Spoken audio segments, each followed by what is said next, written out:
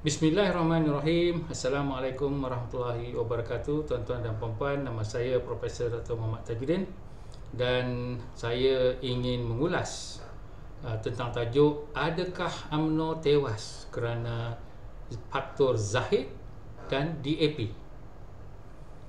Jadi isu ini timbul selepas pilihan raya 6 negeri yang kita kelihatan dengan jelas kekalahan UMNO di banyak negeri dan juga banyak kerusi.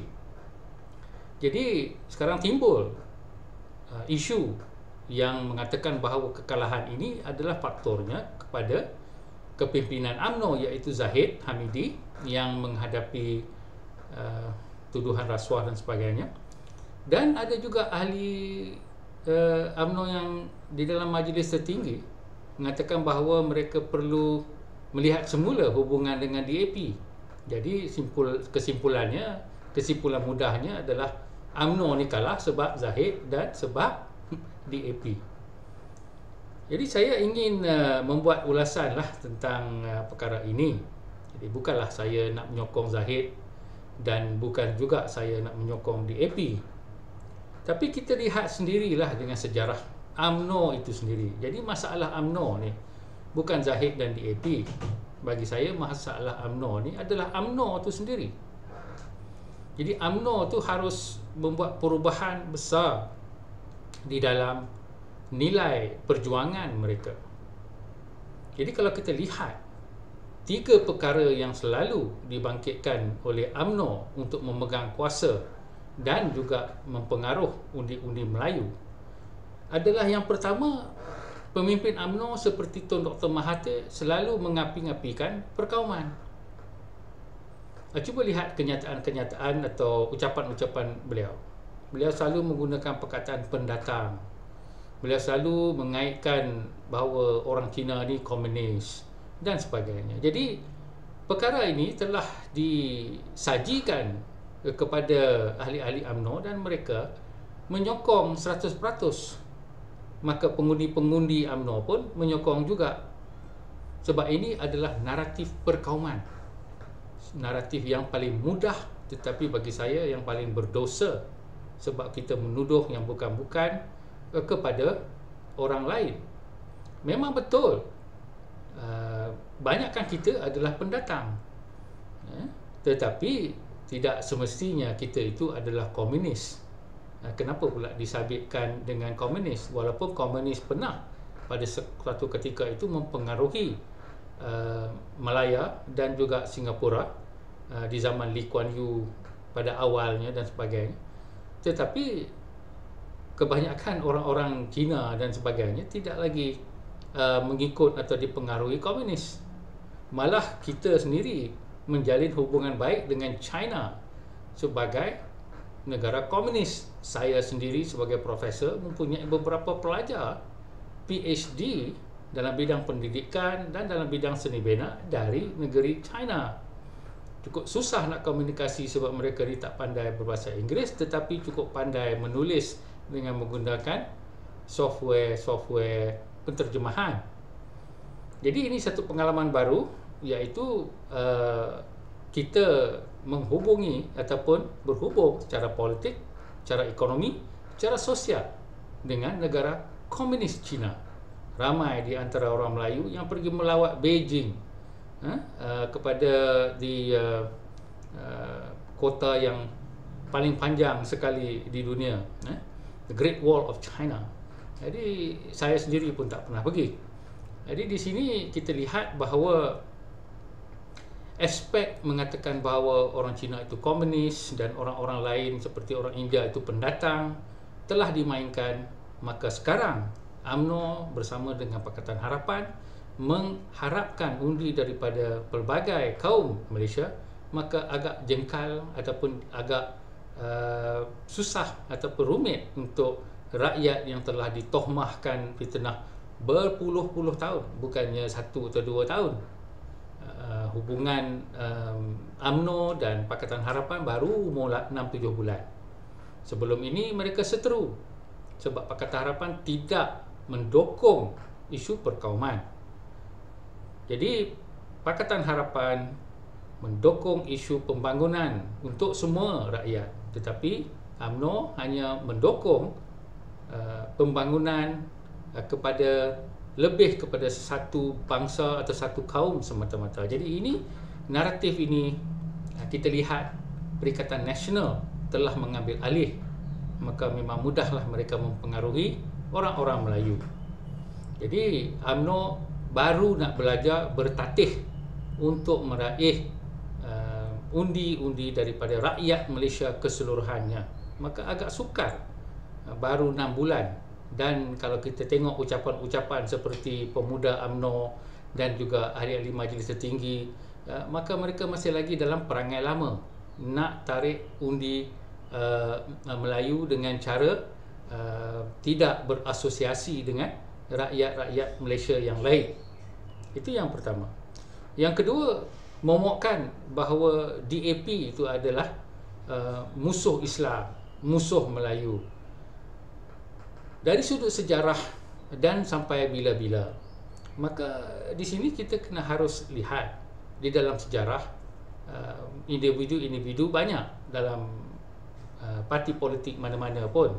Mungkin ada yang terlanjur kata mungkin sebab semangat perkauman itu agak tebal, tidak dinafikan.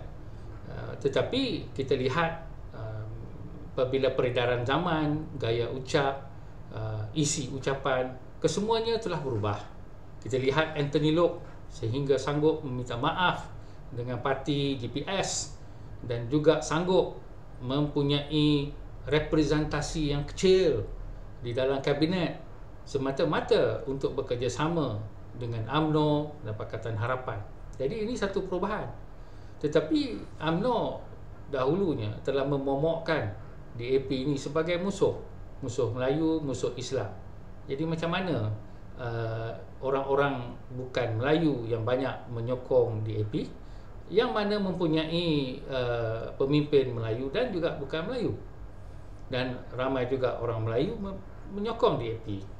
Jadi di sini kita lihat bahawa agak janggal lagi sekali kepada orang yang ataupun pengundi yang nak menyokong kepada UMNO. Tetapi saya yakin dalam pilihan raya sebelum ini mereka semua mengundi UMNO, walaupun mereka telah ditohmahkan kerana menyokong parti yang dikatakan musuh Melayu dan musuh Islam.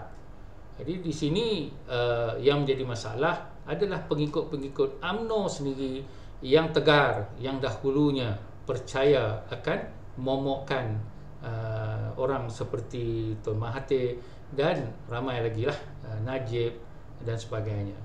Jadi di sini kita ingat apabila Najib dan juga beberapa pemimpin lain menghunus keris dan sebagainya, ini semua imej-imej yang agak sukar dilupakan. Tetapi saya rasa ramailah rakyat yang telah pun membuka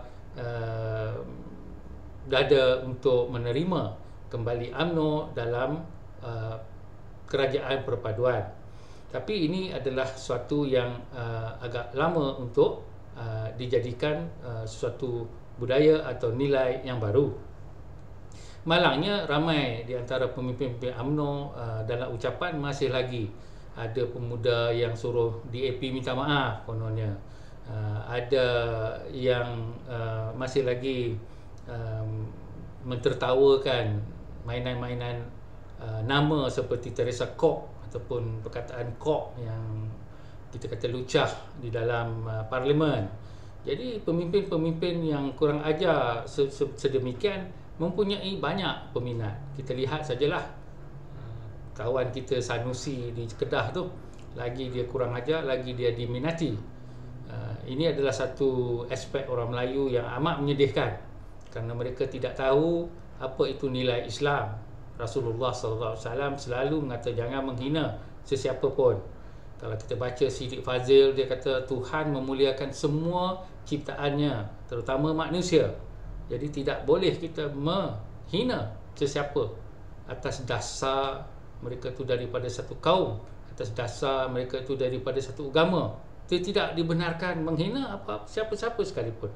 Malahan kita paksa berkawan dengan orang Kristian, dengan orang Yahudi, yang menjadi kesinambungan daripada warisan sejarah Islam itu sendiri. Masalah dia orang Melayu, dia tak faham agama dia sendiri. Yang dia faham agama Islam yang diajar oleh ustaz-ustaz PAS dan ustaz-ustaz daripada golongan Melayu yang tidak belajar sejarah ketamadunan manusia, tetapi hanya belajar singkat tentang agama dan juga hukum hakam, tetapi mereka bercakap politik yang sempit. Jadi di sini aspek yang ketiga pula adalah tentang ketuanan Melayu. Memang ini adalah modal UMNO yang cukup popular sekali. Apa dia ketuanan Melayu? UMNO memberi tanggapan bahawa Malaysia, bukan tanah Melayu, Malaysia ni adalah milik orang Melayu sahaja. Jadi yang lain ni dia macam second hand citizen lah.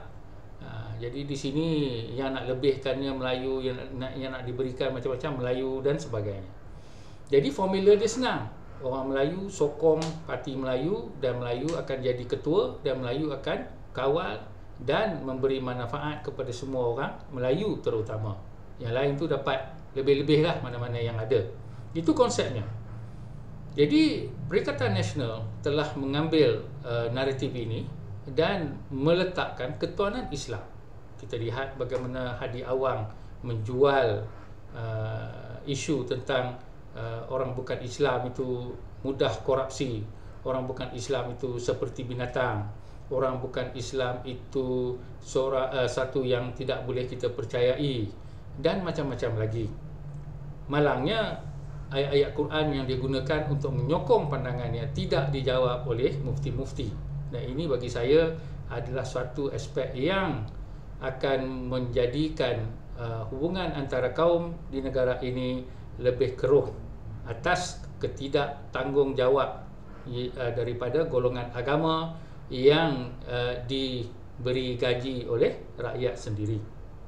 Di sini kita lihat bahawa UMNO itu telah tewas kerana kesemua atau ketiga-tiga naratifnya, iaitu memainkan isu perkauman dengan orang bukan Melayu, memomokkan DAP sebagai musuh, dan juga konsep ketuanan Melayu telah dimainkan oleh Perikatan Nasional dengan secara efektif.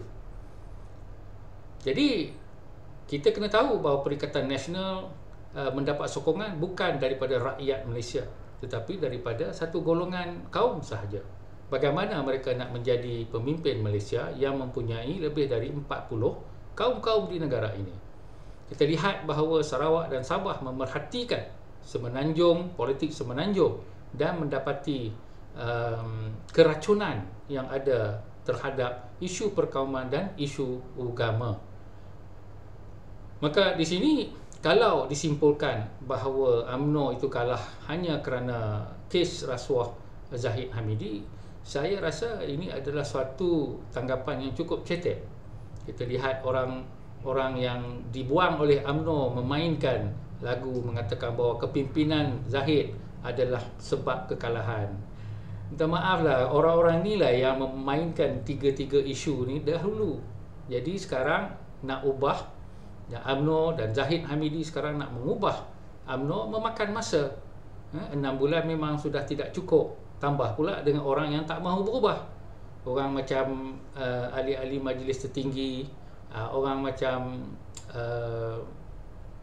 pemuda dan sebagainya masih lagi rindu kepada zaman di mana UMNO menjadi champion perkauman di dalam negara ini.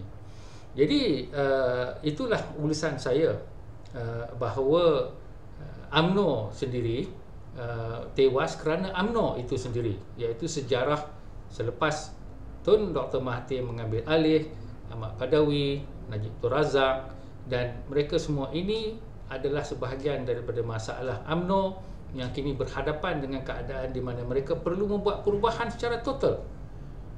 Kalau ada juga UMNO yang kata nak buat pilihan lain, iaitu masuk Perikatan Nasional, maka bagi saya mereka akan tenggelam sebab mereka sudah tidak popular. Yang popular sekarang adalah Bersatu dan juga parti PAS. Saya tak sebut pun parti Islam, saya sebut parti PAS saja. Jadi di sini adalah satu yang kita harus teliti sebelum kita membuat tujahan ataupun tuduhan yang tidak mempunyai asas dia kepada kajian ataupun penelitian yang sebenarnya. Memang mudah kita salahkan orang lain, tapi kita nak salahkan sendiri-sendiri cukup susah. Tetapi di dalam kerohanian, ketinggian kerohanian, kesemua kita adalah berjihad terhadap kelemahan diri masing-masing, bukan berjihad terhadap kelemahan orang lain. Tanyalah orang-orang yang boleh bercakap tentang bagaimana nak memotivasi diri atau nak membina jati diri. Mereka akan mengatakan bahawa perubahan sendiri adalah yang paling utama dalam kita mengubah nasib kita. Kalau kita nak jadi kaya, kalau kita nak naik pangkat, kalau kita nak orang suka kepada kita, maka perubahan mesti datang daripada diri kita sendiri, bukan menyalahkan orang lain. Bukan kata tak boleh salahkan orang lain, tetapi biarlah 3-4 kali kita salahkan dan lihat dalam diri kita sendiri. Jadi sebagai parti, UMNO harus merisik diri dan merefleksi dengan sebenarnya.